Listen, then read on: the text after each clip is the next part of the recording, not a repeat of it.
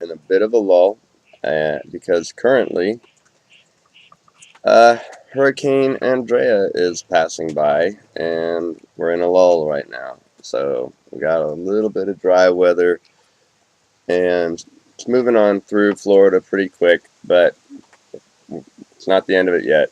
So I thought I'd do a video during this lull and been wanting to talk to you guys about a phone call that I got not too long ago, and it's one I've actually gotten more than once. And uh, but I thought maybe the best way to explain this phone call. I really enjoy getting all the phone calls. They're really great. Sometimes I get some that surprise me, and this is definitely one of those. And um, so I figured maybe I should act it out for you. Right now I'm on my back porch, and I like being out here a lot. I work from a computer here. I also work from a computer in the house. And but I like being out here. I like being in the fresh air. And when I answer the phone, I will usually come out here and talk to people. And I'll drink what I call my sippy cup. If you can see this, it is a 52-ounce thermal mug full of Diet Coke. Although sometimes on some of these phone calls, I wish it was something different than Diet Coke. And so I've been thinking about this.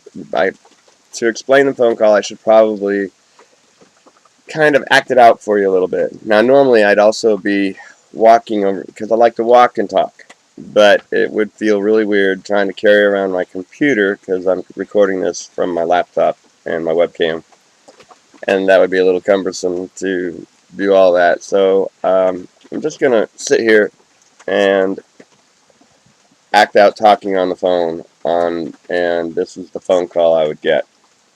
So the phone just rang, and I answer. Mike Williams Ministries, Jeff speaking. Hello, how are you?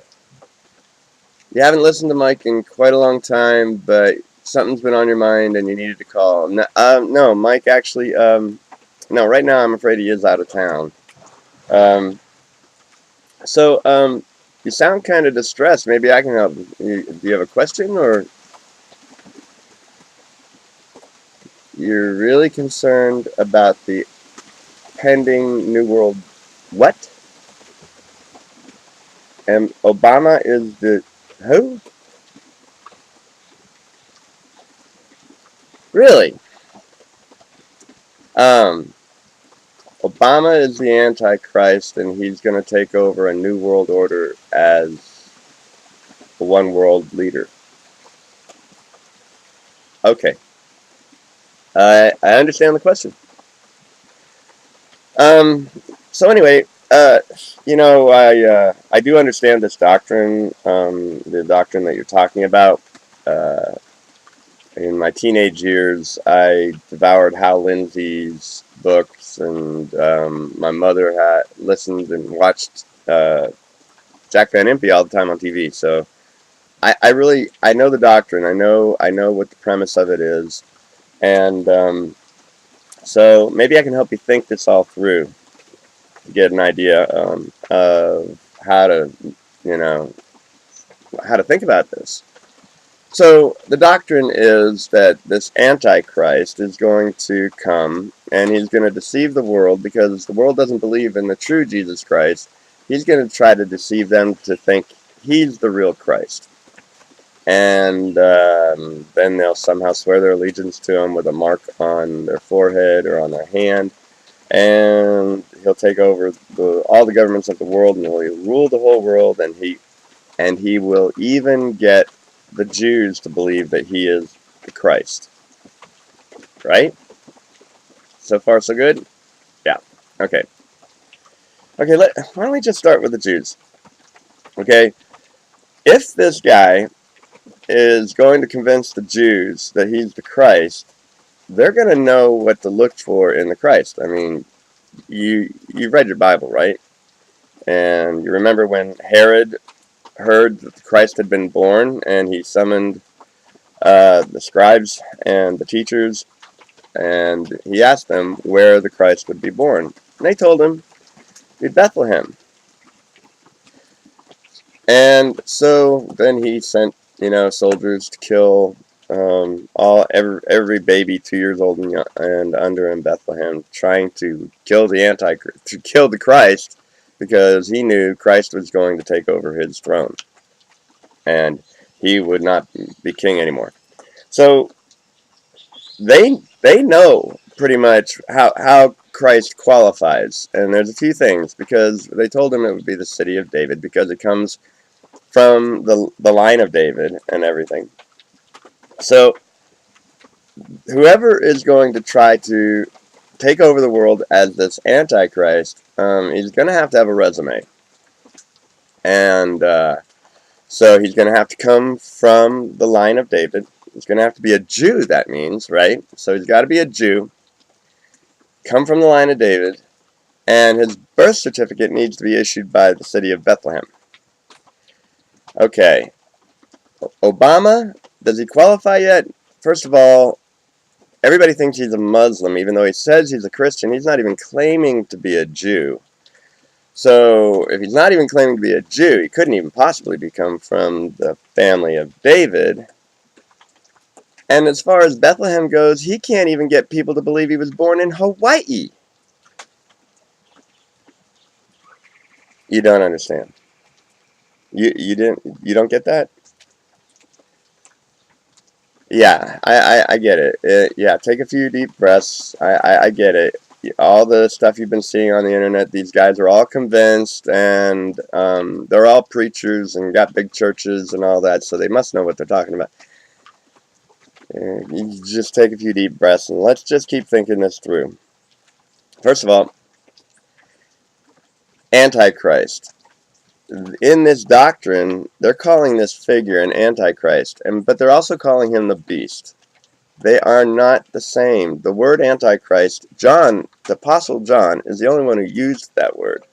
And he only used it 4 times. And it was either referring to a spirit, or in one case he said, watch out for these people who are basically preaching law and legalism and Judaism. They are Antichrist. And he said, even now we have many Antichrists among us.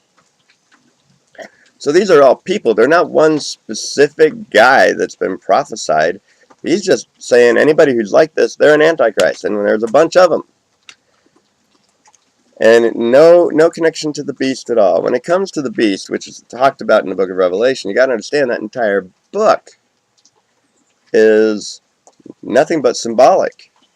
All those winged creatures and everything, it's all symbolic. Everything, including the mountain that catches fire and is cast into the sea. That's all symbolic. They're all symbols taken from Old Testament prophecies, things like that. And this is how all of the all the symbolism that's in the Old Testament, this is how it all came to fruition in the work of Christ at the cross 2,000 years ago.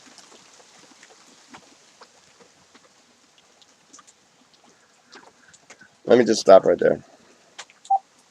See, those stories were scary, and what they do is they don't let you think for yourself. Now, actually, I know some of the things I said in there were kind of comical, and it is sadly comical what some people are believing. And what's really sad, it's got them worried to death. It's scaring the crap out of them. And you know what that fear does? And see, that fear, this is how these preachers get it. This is how they get people to follow them. They get so scared, but yet this preacher's got the only answer. He's going to tell you what to do, how things are going to happen, and just trust that preacher. Keep going to his church. Keep giving him your money. And keep telling people that the end of the world is near. That fear will not let you think for yourself. And if it's one thing we here at the Gospel Revolution are trying to help people do, is think for themselves. It's not a sin to think for yourself. It's actually a very healthy thing to do.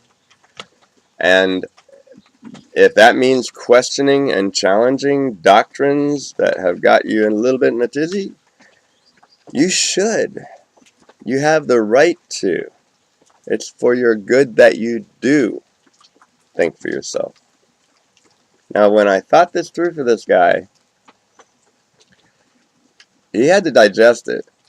It made him stop worrying. It made him stop the wheels turning, because he was kind of stressed out. He stopped long enough to listen to it. Now, did he call me back? He's like, I think I get it, but now I'm starting to get worried again because I'm seeing more stuff on the internet. And I was like, well, you can stop watching that and just continue to digest all the facts. If we can help you do that, call me anytime. I'm willing to help you do it. Email me. My email address is freedom@gospelrevolution.com. My telephone number is 352-569-4889. Excuse me.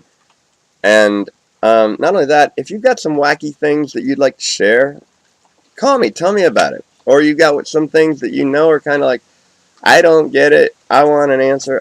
I may or may not have the answer, but I do like to help people think. And you know what? If I can get you thinking, if I can help you to start thinking, you may arrive at a resolution to whatever it is that's aggravating you, and I'll be glad to help. So this is Jeff from Lake Panasoffkee, Florida, in between hurricane cycles, and hope you all are having a great day.